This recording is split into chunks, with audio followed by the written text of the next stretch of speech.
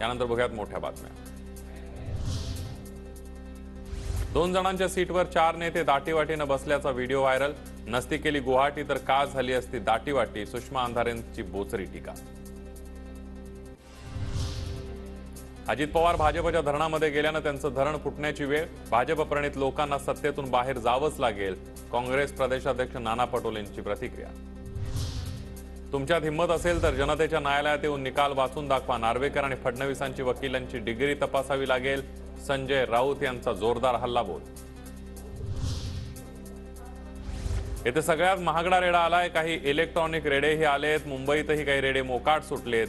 काही बोलतायत, त्यांच्यावर काही उपाय असेल तर सुचवा। कराडच्या कृषी प्रदर्शनातून नाव न घेता फडणवीसांचा राऊतांना टोला। शिवसेनेच्या दिग्गज नेत्यांना ज्या माणसामुळे बाहेर पडावं लागलं त्यांच्याच हातून पक्ष सुटला। मनसेच्या विक्रोळी महोत्सवातून शर्मिला ठाकरेंचा उद्धव ठाकरेंवर निशाणा। नाशिकच्या गोदा घाटवर ठाकरे गट आणि शिंदे गट आमने सामने। विनायक राऊतांविरोधात शिंदे गटाची घोषणाबाजी। 22 जानेवारीला ठाकरेंच्या हस्ते गोदावरीची आरती।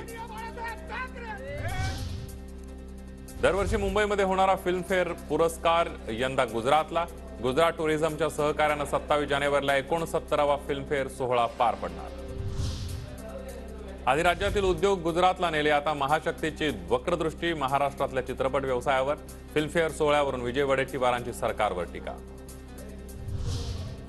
20 जानेवारीला अंतरवालीतून मुंबईच्या दिशेनं निघणारच। आरक्षण मिळालं तर गुलाल घेऊन जाऊ, अन्यथा आरक्षण घेण्यासाठी जाऊ, असं मनोज जरांगे पाटलांनी निर्धार केला।